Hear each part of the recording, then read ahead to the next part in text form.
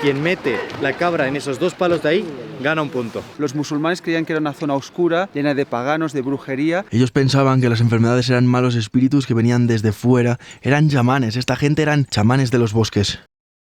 Gente, buenos días por la mañana. Nuestra primera idea era volver hacia Peshawar, la capital de la región, una vez terminada nuestra aventura en estas tierras Kalash. El tema es que una vez aquí los Kalash nos hablaron de una etnia que vive un poco más al fondo de este valle. Nosotros pensamos que no había absolutamente nada más porque está ya en la frontera con Afganistán, pero nos han hablado de otra etnia, de otra gente llamada Nuristani, que viven a 1 o 2 horas en coche por estos desfiladeros. Tenemos solo unas horas porque hoy por la noche tenemos que volver hacia la capital. Incluso tenemos que irnos ya a estas zonas porque el invierno está llegando. Bueno, como visteis en el anterior vídeo, la ceremonia de bienvenida ya ha sido hecha. No sabemos prácticamente nada de esta gente, el nombre y poco más, y además nos han dicho que son mucho más esquivos, no son tan amigables como los Kalash, nunca reciben visitas porque están tan aislados en la frontera con Afganistán, al fondo de toda esta región, así que no sabemos cuánto vamos a poder convivir con ellos. Además tenemos muy poco tiempo, como ya digo, pero creo que merece la pena ir, arriesgarnos, ver lo que podemos sacar y enseñároslo, así que vamos allá. Es un vídeo diferente, improvisado justo en estos días, pero espero que lo podáis apoyar tanto como los anteriores. Comienza el día.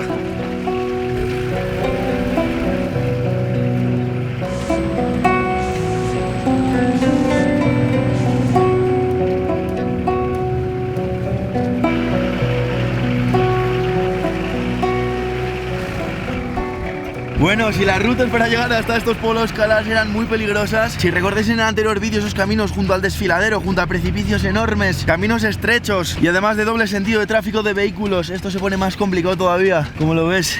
Pues risky, ¿no? Un poco complicado. Bastante. No, está realmente complicado. O sea, yo ha habido momentos en que la rueda de atrás estaba fuera ya en el precipicio, ¿sabes? Para empezar, Pau estaba en ese lado. Me he puesto aquí. Sí. Me he puesto aquí porque me da un poco de pánico. La cantidad está por ese lado, he dicho.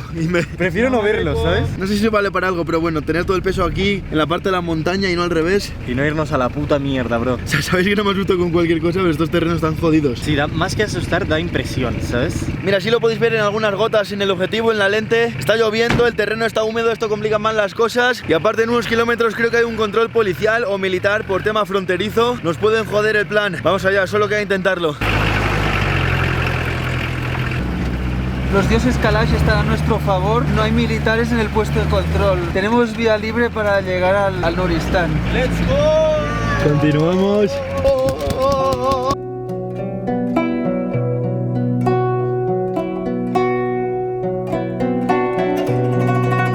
Esto es de película, gente. Está nevando. No sé si lo podéis alcanzar a ver, pero está nevando. En el primer control policial no había nadie. De repente había un segundo control militar. Han sido súper simpáticos y nos han dejado pasar y aquí estamos, en el pueblo Nuristani. Fijaos ahí el fondo y nevando. Es una pasada, ¿eh? Parece la llamada del invierno después de la ceremonia.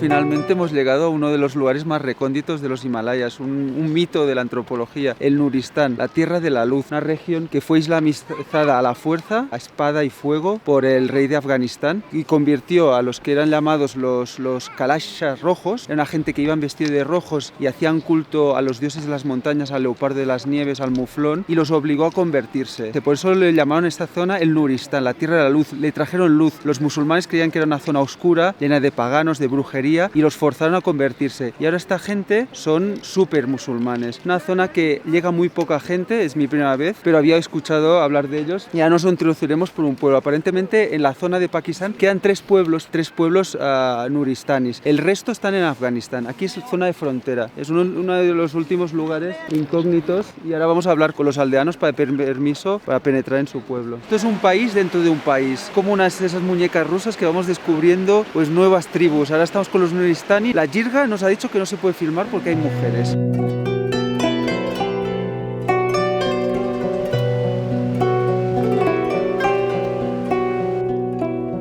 Vale, hoy es un día en el que estamos teniendo mucha suerte. Parece que justo nada más llegar está comenzando un partido de algo parecido al polo, un deporte creado entre Pakistán, Afganistán, sobre todo practicado por esta gente y alguna etnia más si no me confundo. Y están jugando aquí al polo, vais a ver qué bestia. Luego intentaré que me expliquen un poco más qué reglas hay en este juego. El tema es que juegan por todo este sitio, entonces ahora sí que nos dejan filmar el poblado, que fijaos en esto.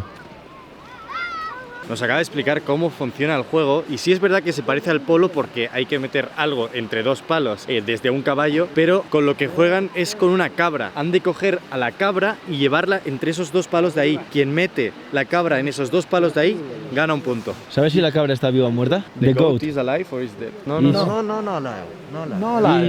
Y al principio creíamos, como está el campo aquí con los dos palos, pensábamos que todo el juego se hacía aquí, pero si os fijáis, siguen por ahí. O sea, tienen todo el campo. El único objetivo es coger a la cabra muerta y llevarla entre los dos palos esos de ahí. Es como si en el fútbol no hubiera fuera de banda, no hubiera línea de meta, no hubiera límite en el campo. Entonces sí hay dos porterías, pero realmente la zona de juego es todas estas zonas de la montaña.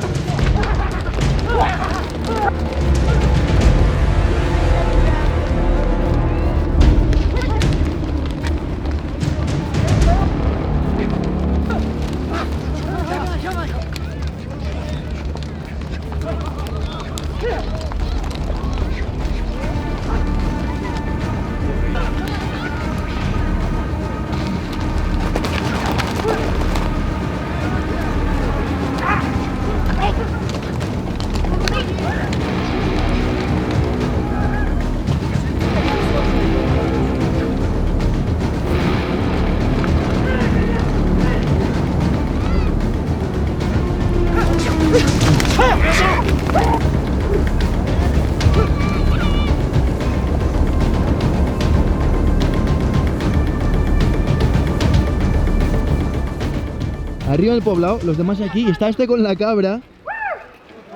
Le ha caído. Les ayudan para cogerla.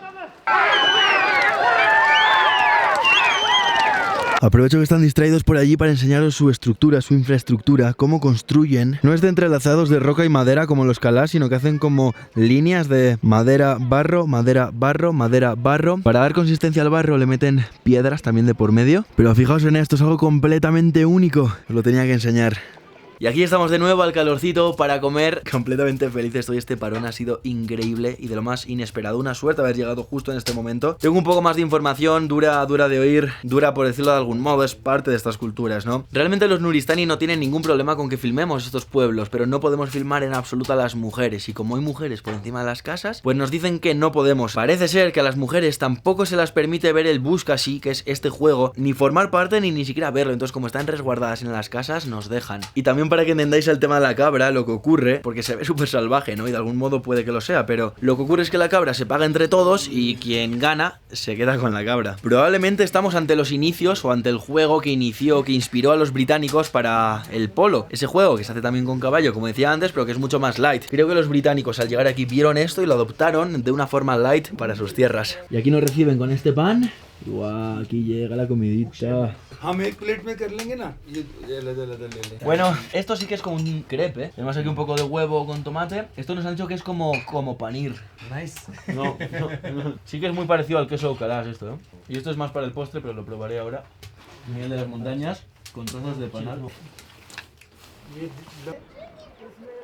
मेरा नाम उबैदुल्ला, मेरा ताल्लुक रंबूर शखनांद है। ये नूरिस्तान से आया हूँ, तकरीबन 150 साल हो गया। कदीम से इधर आए हैं। ये हमारा गांव में ये कलाश लोग रहते इकट्ठे रहते हैं। इधर नीचे Pues nuevas tribus. Por suerte, existe una forma de comunicarnos con esta gente. Venimos con un amigo Kalash. Los Kalash hablan en Kalash, los Nuristani en Nuristani. No se pueden comunicar por esta vía. El tema es que nosotros venimos del gran valle de Chitral y tanto Nuristani como Kalash hablan también el idioma Chitrali, así que se comunican mediante esa vía. Ha sido increíble poder llegar aquí, descubrir todo lo que hemos descubierto, vivir todo lo que hemos vivido, pero es que además, otra sorpresa, los Nuristani nos han hablado de otra etnia que viven todavía más en las montañas y que parecen ser nómadas. Se les conoce como los Gudjar. Tenemos 2 o 3 horas de travesía ascendente por estas montañas y bajo esta nieve, pero espero que merezca la pena. Vamos a ir a conocerles. No sabemos ni cómo son ni nada sobre ellos.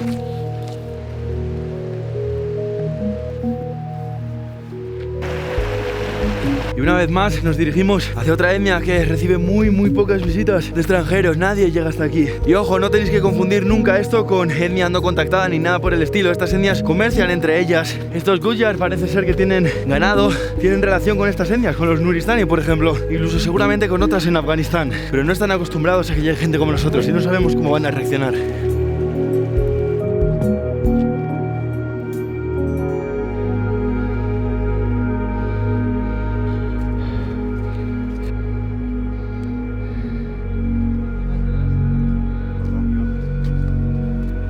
encontrado un poblado, pero aún no son los Gujar. Tiene arquitectura de madera y barro, como estáis viendo, como los Nuristani, pero nos comentan que son las casas de verano, por decirlo así, de los Kalash. Los Gujar parece que están al otro lado de estas montañas, aunque a un largo camino.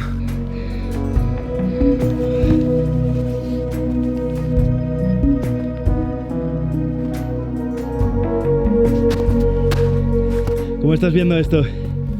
Bueno, bien, duro, pero valdrá la pena. ¿Es de Kalash? No, it's Gujar. Gujar. Yeah. Estoy emocionado, la verdad. Este ha sido el primer contacto con los Gujar. Son niños, han salido corriendo hacia arriba de la montaña. Son niños, así que en verdad es normal que hagan esto, que salgan corriendo. Pero volvemos a que aquí llegamos sin ningún tipo de contacto, de intermediario. Llegamos y a ver lo que pasa. Hemos encontrado la primera casa Gujar y hay gente. Esta chica, la manta rosa. Por ahora hemos visto solo mujeres, pero estamos en su territorio. Fijaos en esto. Son todo murallas que hacen con las ramas. Parece que los consideran como una casta inferior que cuidan el ganado del Kalash, de los Kalash en invierno. Aquí ahora no hay pastos y durante todo el invierno que viene ahora tampoco va a haber pastos. Puede que los Gujar estén en los valles con el ganado. Su ganado o el ganado Kalash. Fijaos en aquello. Puede que haya solo mujeres y niños. He saludado al único hombre que he visto hasta ahora y me ha devuelto el saludo. Esto es buena señal. Todo esto parece un poblado, fijaos en esto.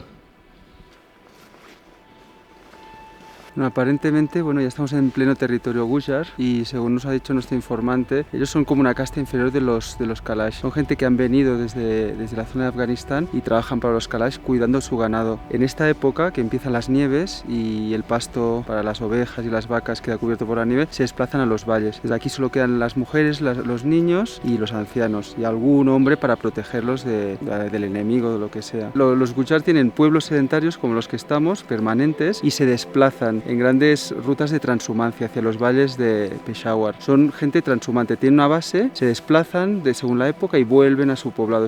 Y entonces este es el corazón, el epicentro de donde viven permanentemente. Sí, para alguien que no conoce el término de transhumancia sería como un seminómada. Sí, los nómadas que siempre están caminando hacia un punto. Estos van y vuelven, siempre vuelven a un sitio.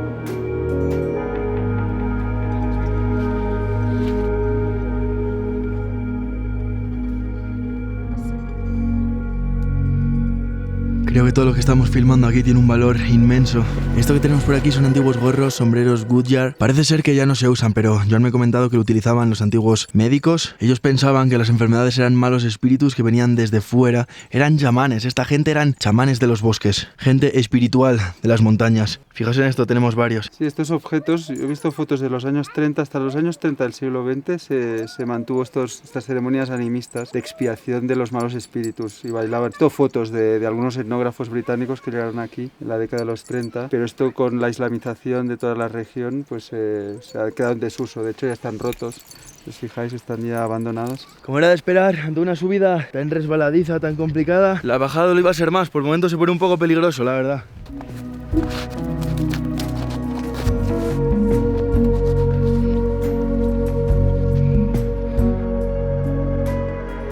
Pues cuando vine la primera vez a la zona Kalash en 2017, interesado por esta cultura única, ¿no?, animista en los Himalayas, me enseñaron un cementerio donde enterraban a los muertos antiguamente. Hasta los años 50 los enterraban en plataformas, un poco como en Tíbet, ¿no?, para que los buitres se los comiesen, ¿no?, y que volviesen a la naturaleza, ¿no?, como tantas sociedades animistas. Ahora ya los entierran bajo tierra. Entonces visité un cementerio con unos cedros de 500 años espectaculares. Había las tumbas antiguas que eran como plataformas de madera de cedro, con los huesos, los fémures, trozos de cráneo. Lo que me sorprendió más fue de repente encontrar una lápida con un tal Jordi Llorens, ahí ponía Spanish Biologist, que murió en 2014. Y bueno, dije, hostia, apenas también han llegado los catalanes aquí, ¿no? Y bien, hablé un poco de quién era este tío. Había pues diferentes opiniones, pero que está estudiando fauna. Digo, debe ser el leopardo de las nieves, ¿no?, que es endémico de esta parte del Himalaya, también una cabra montesa. Y ahora, cuando preparamos esta expedición al Valle de Nuristán, pues bueno, han ido saliendo nuevas informaciones, que este tío fue asesinado,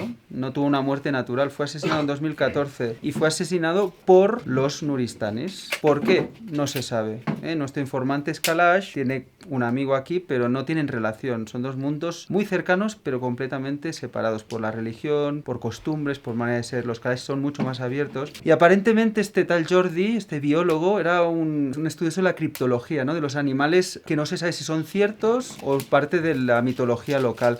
El nombre no me queda claro, pero aparentemente es un tipo yeti. De hecho, el yeti está en el Ladakh, zona del pequeño Tíbet de la India, y se ve que es un animal que, como me han dicho, es una figura entre humana y animal, que se encuentra en los bosques de coníferas mucho más aislados, ya dentro de entre Afganistán y aquí. Y los nuristanis, no sé si querían guardar el secreto o lo confundieron con un cazador furtivo o con un terrorista y lo asesinaron. Y ahí está enterrado. Bueno, es un misterio también a desvelar. Y bueno, está anocheciendo y debemos irnos. Hoy hemos conseguido algunas cosas increíbles. Debemos irnos porque el camino es peligroso, porque esta noche va a nevar más todavía, tiene toda la pinta. Estoy muy contento también de haber encontrado una etnia que en su mayoría han tenido un comportamiento realmente hospitalario. Fijaos cómo nos han recibido y tratado. Si bien es cierto que algunos se mantienen fríos, como más infranqueables, no sabes ni si saludarles si no. Al final con sonrisas les das la mano. Nos han ido dejando. Me hubiera encantado vivir aquí durante algunos días más, poder dormir con ellos y sumergirme más en la cultura, pero era esto o nada. En esta ocasión esa opción no existía, así que estoy muy contento de haber conocido este lugar y haber llegado hasta donde hemos llegado. Lo que digo, era esto o nada. Y encima los Gudyar, allá arriba en las montañas.